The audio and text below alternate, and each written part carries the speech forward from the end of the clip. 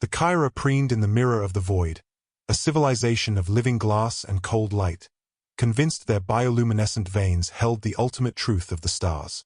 They drifted through cloud cities of pristine arrogance, suspended in the atmospheric guts of a world that had forgotten the smell of soil.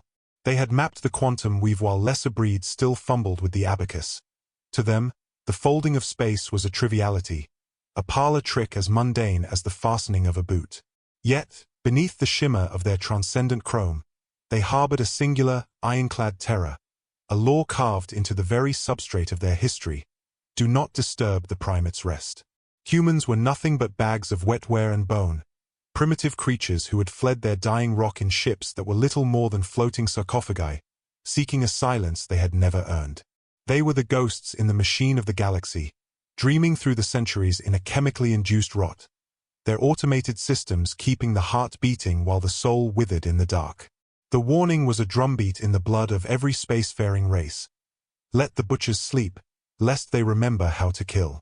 Chief Science Officer Zydos felt his crystals grate like grinding teeth as his vessel shadowed the ancient human tomb, a relic of rust and forgotten violence that made his very essence thrum with a primal, suffocating dread. It was a routine scan, the lie all bureaucrats tell before they ignite the fuse of their own extinction.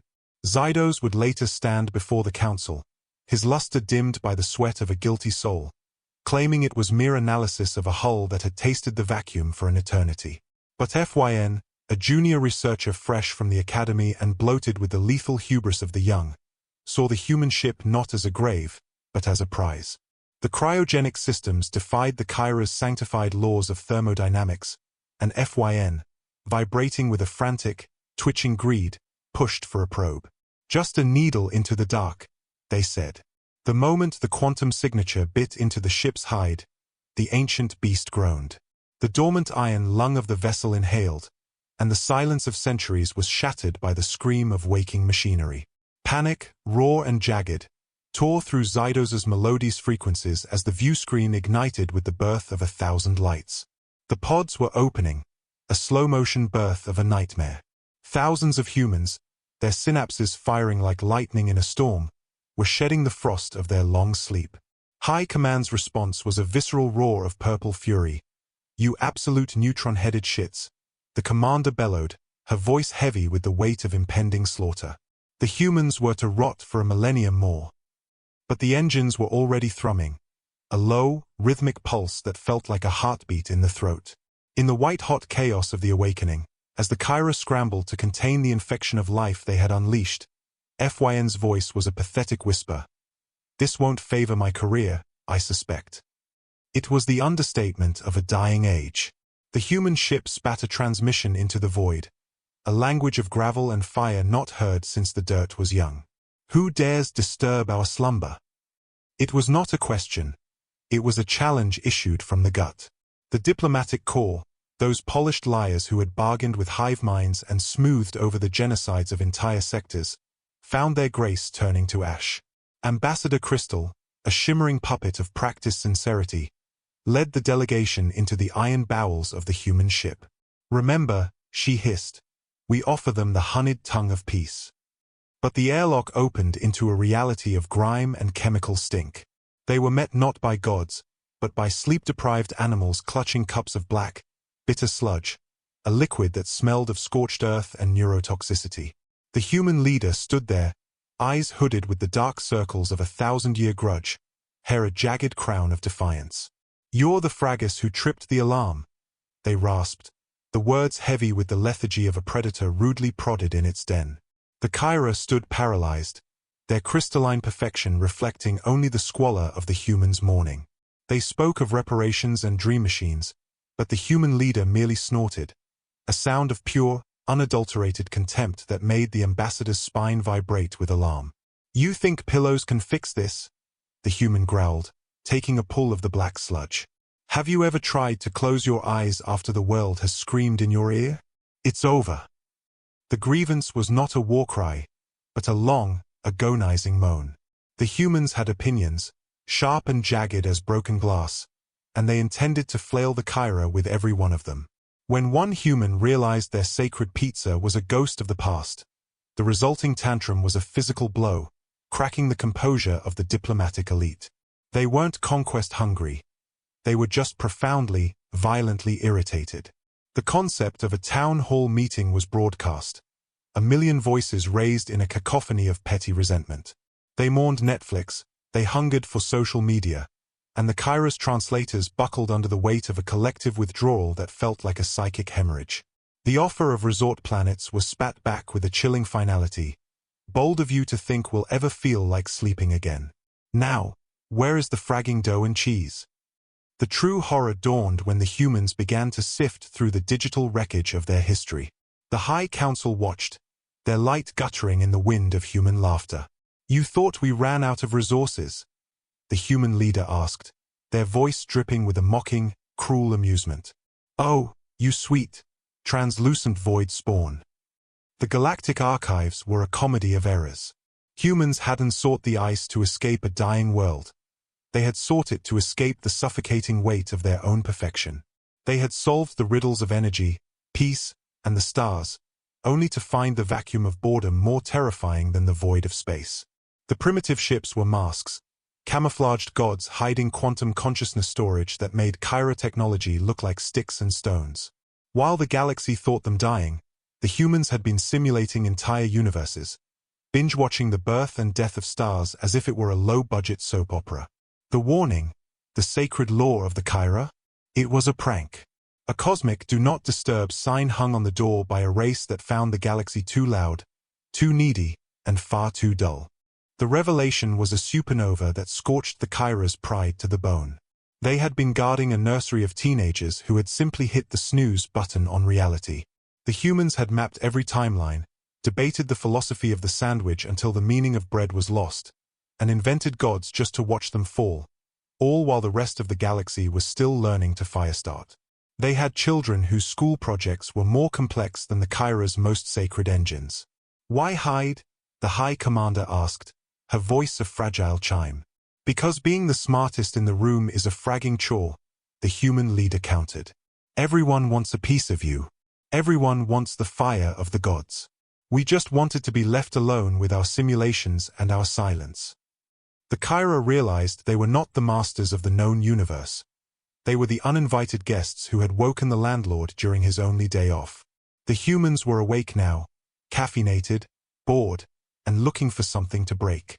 The shift in power was not a war, but a restructuring of the divine. Star systems were moved like furniture because the humans didn't like the flow of the light. The Kyra watched in silent, shimmering agony as their ancient protocols were tossed into the bin. Humans fixed the universe with the casual indifference of a mechanic slapping a hull. They brought weekends to races that had known only the grind. They brought Wi-Fi to dimensions that didn't know they were connected.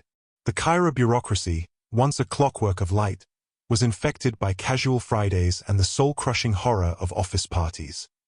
Crystalline lords were seen in Hawaiian shirts, a sight that signaled the death of dignity.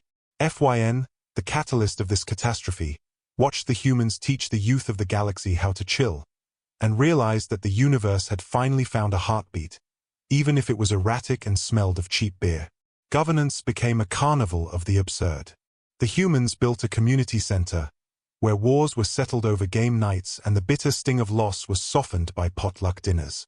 Protocols are just suggestions with fancy hats, the humans said, settling a territorial blood feud with a karaoke duel.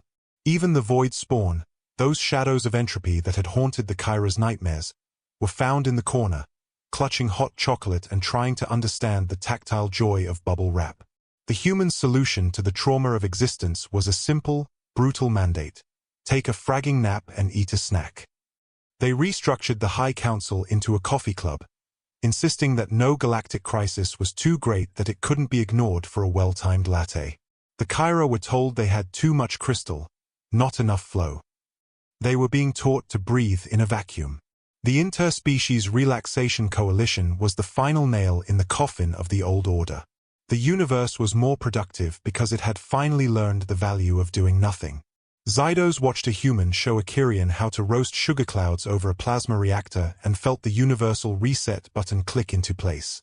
It was chaos, yes, a messy, organic, sweating sprawl of a reality, but it was alive. When the human called out to him, inviting him to a game of Monopoly played with actual suns, Zydos felt his glass heart crack with a strange, new light. "Why not?" he whispered. The universe had already gone mad. He might as well enjoy the view from the asylum. "Wait until we get to the karaoke," the human grinned, and the threat felt like a promise. 6 months in, and the archives were a blog, a chaotic stream of consciousness that mirrored the human soul.